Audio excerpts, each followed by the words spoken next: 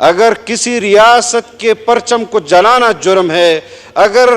کسی ریاست کے سپہ سالار کی تصویر کو جلانا جرم ہے، تو پھر جناب نبی کریم صلی اللہ علیہ وسلم پر نازل ہونے والے قرآن کریم کو جلانا سب سے بڑا جرم قرار دینا چاہیے۔ آج ہمیں مغرب تنگ نظری کی بات کرتا ہے، اسلام کے خلاف شدت پسندی کی بات کرتا ہے۔ آپ مجھے بتائیں جناب اسپیکر، قرآن کریم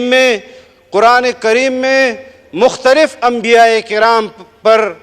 کے نام پر صورتیں ہیں۔ آج مسلمانوں کے گھر میں ان کی اولادوں کے نام موسیٰ بھی رکھے جاتے ہیں، عیسیٰ بھی رکھے جاتے ہیں، مریم بھی رکھے جاتے ہیں۔ آج پھر بھی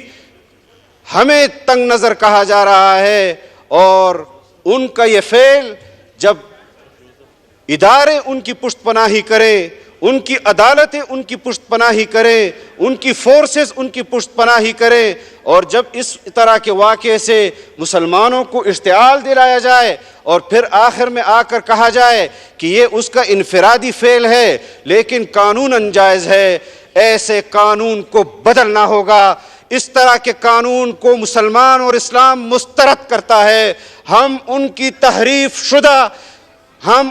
تحریف شدہ آسمانی کتب کو ان کی توہین نہیں کرتے۔ انہوں نے خود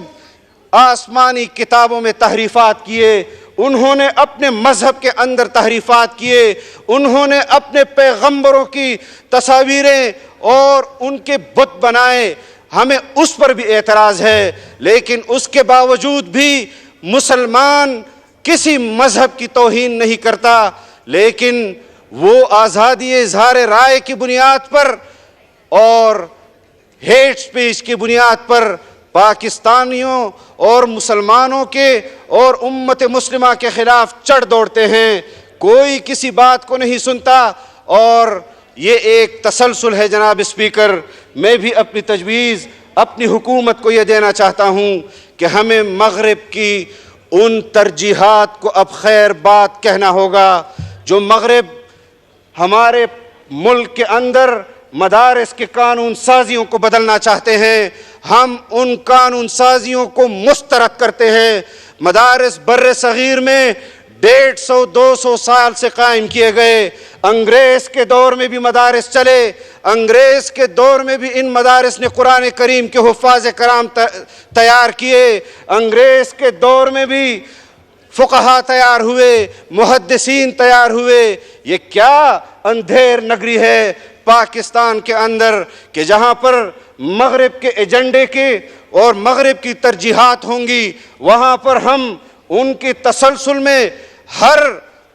حکومت ہاں میں ہاں ملائے گی، یا ہماری ریاستی ادارے ان کو اپنی ترجیحات تسلیم کریں گی۔ میں اس فورم کے ذریعے آج اپنی ریاست میں بسنے والے 22 کروڑ مسلمانوں کو یہ کہہ دینا چاہتا ہوں کہ مدارس پاکستان کے اندر 50 لاکھ قوم کے بچوں کو مفت تعلیم دے رہے ہیں، 50 لاکھ لوگوں کو قرآن و حدیث کی تعلیم دے رہے ہیں، ان کے بجلی کے بل ادا کر رہے ہیں، ان کے صبح و شام کا کھانا وہ دے رہے ہیں، ان کو تعلیم مفت دے رہے ہیں، ان کو مڈل اور میٹرک تک مفت تعلیم دی جا رہی ہے، اور سالانہ 1 لاکھ حفاظ کرام یہ مدارس پاکستان کو حفاظ کرام دے رہے ہیں۔ جہاں امت مسلمہ کو قرآن کریم کے ایک نسخے کو جلانے پر بے چینی، بے قراری ہے، وہاں اگر مغرب کے ایجنڈے پر ہماری ریاست اور ہماری حکومت ان ترجیحات کو اپنے سامنے رکھے گی تو جمعیت علماء اسلام کو اپنے سامنے پائے گی۔ ہم مدارس پر کسی قسم، یہاں پر مدارس کو بموں سے اڑایا جاتا ہے، 200 طلباء اس کے اندر جل بھن جاتے ہیں، قرآن کریم اس کے اندر جل بھن جاتے ہیں۔ اس وقت اس توہین انگیز، نفرت انگیز، شرانگیز اس عمل کو ہم ریاست کے طور پر کیوں نہیں روک سکے اور کیوں نہیں روک سکتے؟ ایک طرف یہ واقعہ رونما ہوتا ہے، دوسری طرف سویڈن کی حکومت اس کو انفرادی فعل قرار دیتی ہے، جناب اسپیکر، اس کو مسترد کرتی ہے۔ لیکن اگر آپ اس واقعے کے جزیات میں جائیں گے تو عید کے روز ہونے والا یہ واقعہ، جس واقعے کی اجازت وہاں کی مقامی عدالت نے اس فرد کو دی اور سویڈن کی پولیس کی نگرانی میں یا سیکیورٹی کہہ دیں، قرآن کریم کو اس ملعون شخص نے نظر آتش کیا۔ سویڈن کی طرف سے سرکاری مذمت جو آئی، اس میں انہوں نے صرف اتنا کہا کہ ہم اس واقعے کو مسترد کرتے ہیں، مذمت کرتے ہیں اور اس حق کو بھی جائز سمجھتے ہیں جو اس نے کیا ہے۔ کیا یہ حقائق سامنے آ جانے کے بعد بھی ہم کوئی ایسا لاہ عمل اختیار کر سکیں گے جہاں پر ہم ایک طرف مغرب کی ان پالیسیوں کا مسلسل نشانہ بن رہے ہیں، ہم مسلسل ہمارا ملک اس کی زد میں ہے کہ جہاں پر ہم اسلامی جمہوریہ پاکستان کے اس اسلامی تصور کو اجاگر کرنا ہمارے فرائض منصبی میں ہے، ہماری ریاست کے فرائض منصبی میں ہے، ہماری حکومتوں کے فرائض منصبی میں ہے۔ آج ہم پاکستان کے 75 سال تو منا رہے ہیں، لیکن کیا ہم نے اسلام کے حق میں آئین کے دیے ہوئے ان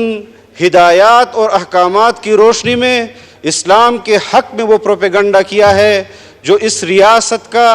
اور اس ریاست کے آئین کا اسلام پر حق ہے، یا ہم نے اسلام کے خلاف پروپیگنڈا کیا ہے؟ جناب اسپیکر، میں حکومت کا حصہ ہوں، میں کابینہ کا حصہ ہوں، لیکن کچھ چیزیں ایسی ہیں کہ جس پر مجھے اپنی پارٹی کی طرف سے اور اپنی قوم کی طرف سے اٹھائے جانے والے سوالات کو اس پارلیمان کے اندر ضرور بیان کرنا ہے کہ مغرب پاکستان کے اندر اس اسلامی تصور کے خلاف ہے۔